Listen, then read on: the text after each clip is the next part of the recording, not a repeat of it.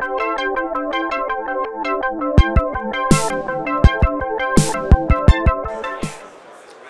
I'm Rob.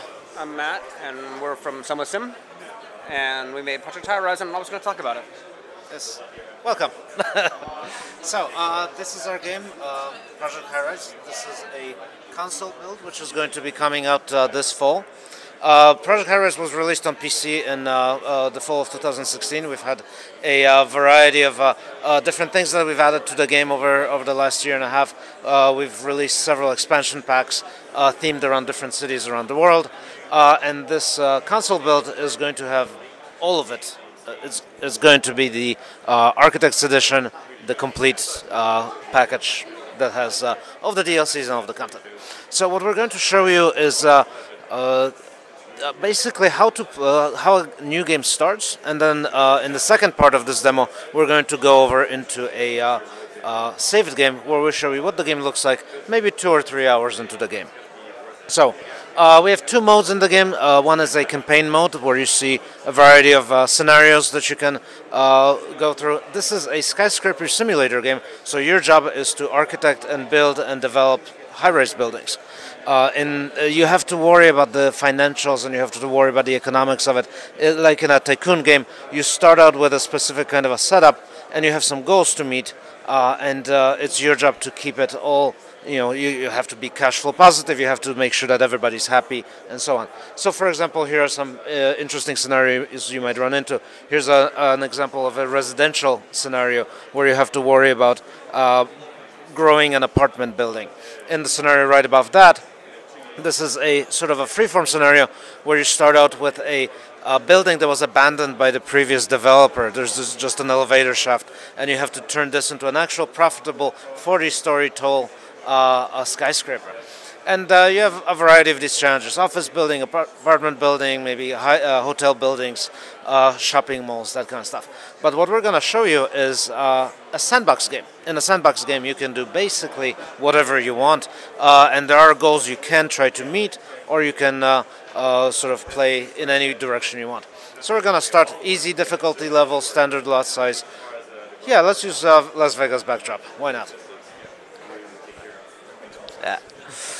So as you can see, when we start a new sandbox game, it starts out very kind of simple. This tiny little building that looks like a little strip mall or something like that. There's nothing there. We start out with just a little bit of cash, $10,000, and 2 workers working for us. These are William and who else do we have here? Tommy. All right, so William and Tommy are going to be our construction workers. We are the architect, the designer. We tell them what to do, and they will do it for us. So let's start. Well, first of all, we want to get some tenants in so that they will start paying us rent. So we start making money. So let's add a new floor, and then we're going to plop down some offices and start building that out. So we mark out where the floor will go, and then we need elevators, otherwise they will not be able to get there. And then immediately after that, we can turn the game to a higher speed, and they will run up there and start building. So you can see we're starting to cost us a little bit of money, but it's okay. We gotta spend money to make money.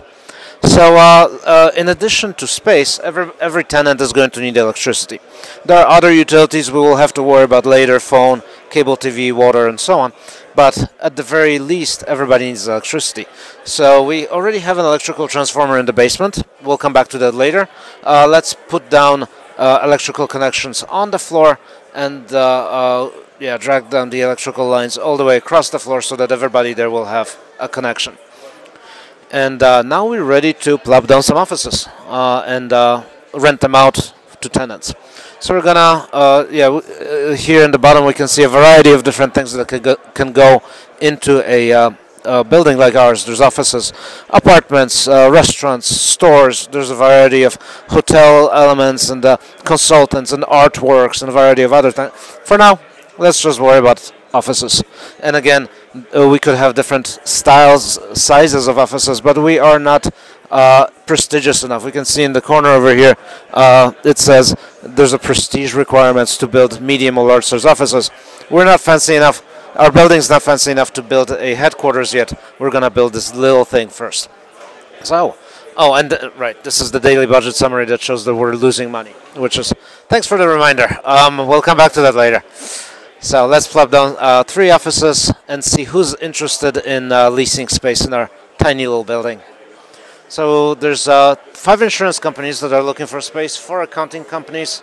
Legal offices were not eligible yet. Creative offices were not eligible. Can you look at the requirements? Creative offices need cafes. Okay, we don't have a cafe, so and they need 1 prestige point. Real estate, maybe. Video game studios we're not eligible for. Video game studios need 2 prestige points because video game developers are very picky. Yeah, let's move in some insurance offices.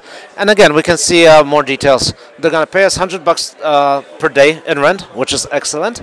They need an electrical line, which we already provided, and they expect copy services. So basically, all tenants have some kind of demands. The fancier the tenant, the more they pay you in cash, the more demands they will have.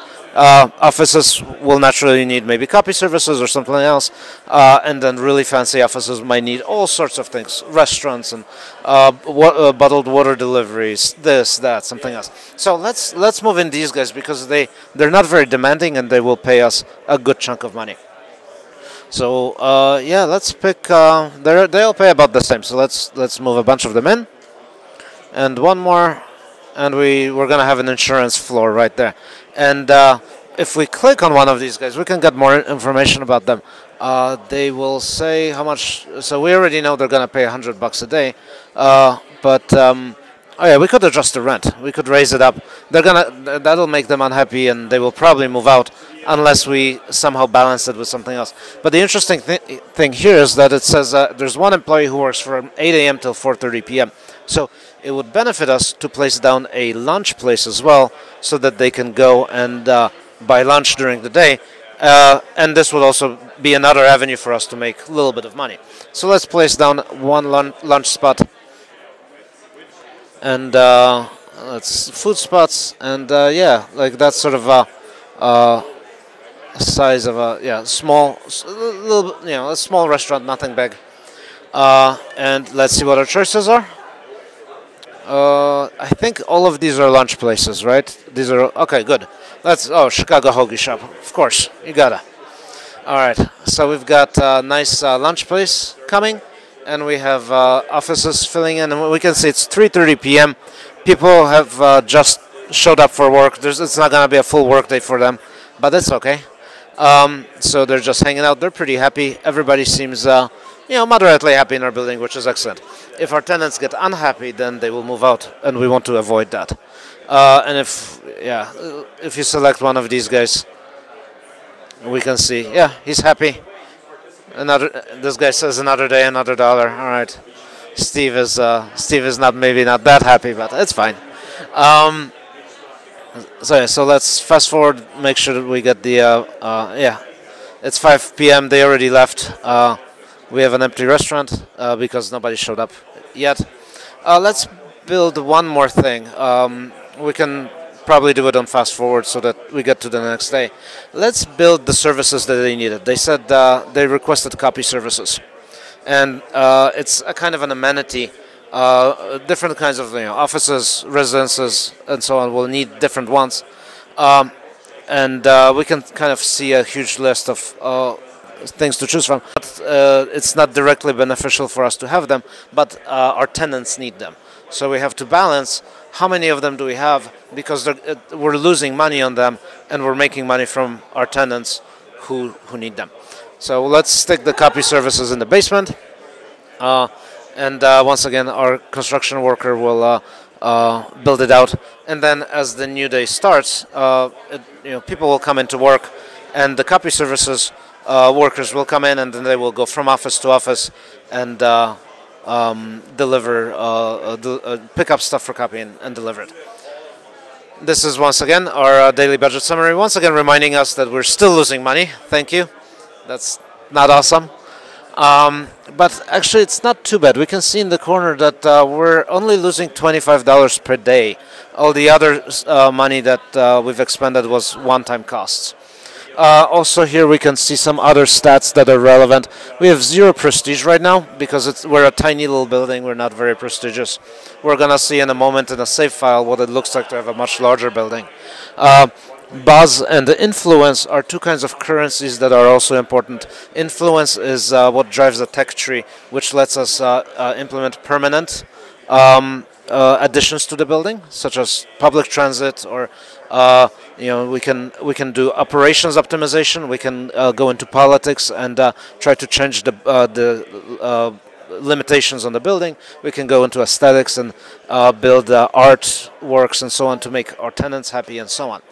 And then the other currency is Buzz, which is a way to get very quick 24-hour buffs that will let us improve very specific things. For example, this it's a steel buff is a 24-hour 50% discount on all construction. So if we have a little bit of this currency and if we time it correctly, we can get a huge discount on a very specific thing.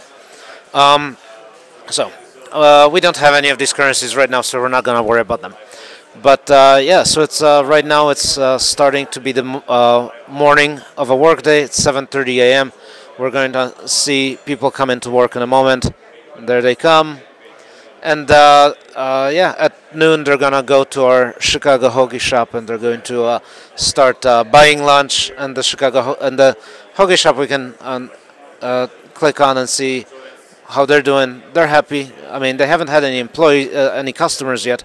Restaurants are really concerned about having customers. If we have too many restaurants, the sort of supply and demand kicks in, and they don't have enough customers, and they will go bankrupt, which we want to avoid. So we want to again balance all of the sort of parts of the ecosystem. The building's a very kind of like a finely tuned machine that we have to balance. All right, so we've seen what the first 10 minutes of gameplay look like. Let's get a save file and look at what it would look like if we played the game for 2 or 3 hours. And in this game, it's going to be an example of a hotel. So let's say we wanted to go for a nice hotel resort kind of a building. Yeah. So we can sort of quickly scan up and down, up and down the building to just see the sort of scope of everything. There's hotel rooms up top. We have a mixture of offices in there, very sort of like nice larger offices that you would see in maybe a convention center. And the hotel lobby at the bottom. Actually, let's go up top into the really fancy hotel rooms. What we're gonna see, like, oh yeah, zoom into the presidential suite, as we can see with Washington's portrait right there. The nice thing about these very expensive suites is that they bring a lot of money. This one will bring in $800 a day, assuming it's booked. This particular room is not booked right now, so it's not making us any money. And the requirements that they have are quite complex. This guy needs a phone line, cable TV, water hookup. It needs air conditioning. It prefers upper floors. It needs room service, luggage service, a spa, right? I mean, that's a lot of things that they need, and all of that is going to cost us money. So once again, we have to be careful how you balance all of this and also keep them happy. And the benefit is, of course, making the money out of that. And also in the corner, we see there's a hotel happiness rating. Our hotel guests will leave us positive or negative reviews, which we can see in a big list. And they will tell us exactly what they thought about our hotel. So yeah, Joe said, "Oh, let's pick one." Joe says, "Oh, I guess it's okay. Thumbs down." Thanks, Joe. Danny had more details, right? Elevator was out. There were no coffee options. So I'm guessing in our building we have to pay more attention to maintenance, and maybe we need a restaurant. Maybe a nice breakfast place would be beneficial. So we can get out of that now, and let's examine more about this building. On the right-hand side, we have a nice collection of things that one might maybe expect in a hotel resort kind of a place. So there's a collection of restaurants. These are all places that are not open yet because they're lunch and dinner places. But yeah, there's a nice Italian restaurant, there's a Japanese restaurant, Indian restaurant, Chinese restaurant. They will all fill up later in the evening. What we see here are entertainment venues, so concert halls and bars. The nice thing about having those is that we can hire performers or engage maybe motivational speakers or something like that to use those places, which will bring customers into our building. If you slow down for a sec. Let's look in our hotel rooms, because I'm just noticing there's a lot of movement over here. We just had people sort of like go in and deliver luggage into rooms. Earlier in the morning, we had people walk around and clean out the rooms, vacuum them out, and turn them over for the next guests. All right, so let's go back to the right-hand side. See what are the other things we have. These are just our sort of infrastructure elements. So room service, kitchen, house cleaning, which is necessary for the operation of a nice, profitable building like ours. And further down, if we go even lower down, now we're starting to see infrastructure. We're seeing some IT services and storage rooms and stuff like that. There's stores in here, which are good because, once again, that sort of brings people into our building. And in the basement, there's a lot of sort of infrastructure elements that it's all costing us a lot of money, but we need to have them. These fancy telephone hookups and power hookups. We can see, for example, in the corner, it tells us this one provides 150 electrical connections, which is a lot, but it costs us $1,500 a day. So it's not something we can start out with early on, but it's one of those sort of more optimized things that we can have later.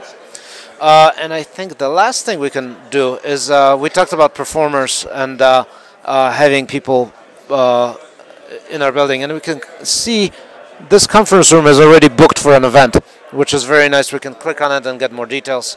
And we can see this is Diana Foster, motivational speaker, doing an event right now until 7 p.m. So let's look into what it takes to book somebody like that. So in the list up here, we can see there's a list of different people we can try to book. And there's musicians and business gurus and motivational speakers, comedians, and so on. Let's get up top. I saw Marissa Lemon, National Corporate CEO. She's available tomorrow. It will cost us $1,800 to book her, which is and 75 bus points, which is quite expensive. However, we can sell tickets, and we can decide what the ticket price is going to be. Depending on the price, it will change the expected attendance. So we might lose money on this, or we might make money on this. It's not clear. But the nice thing, again, about having performers is that they will bring people into our hotel. So some of them will hopefully stay and. You're going to make it up on bookings. You're going to make exactly. it up on food, Yes. Make it up on room service. All of that stuff, right? Exactly. Yes. That's exactly what you're trying to do. So let's book her, and we pick a conference room for her. That works perfectly. And then if we go back, we can see. I think there was conference room on floor 11. We can go back there, and I think that's the one. Yeah, and we can see she's set for tomorrow, 1:30 p.m. And tomorrow we will see her come in and do her thing, and a lot of people will stream in, and hopefully we will. It will help our bottom line. So this is what a mid-game looks like within sort of 2 or 3 hours into the game, and it's about mid-game. It could go much further than that. And in this scenario, we are limited by height. We can see the envelope of the building. Each scenario has sort of the assumption that you're working in a particular lot that you got from the that you purchased. So this particular lot only goes up to 30 stories high, and I forget how many meters across. However, in Sandbox, you don't have such strict limitations. You can build huge buildings. I think the highest one tops out at 160 floors. 165, which is about the height, one more than the height of the Burj Khalifa, which is substantial. So yeah, so this is a very quick overview of Project Highrise Architects Edition. And when are you looking to have this come out? This is coming out this fall for PlayStation 4, Xbox One, and the Switch. Outstanding. Thank you very much. Thank you very much.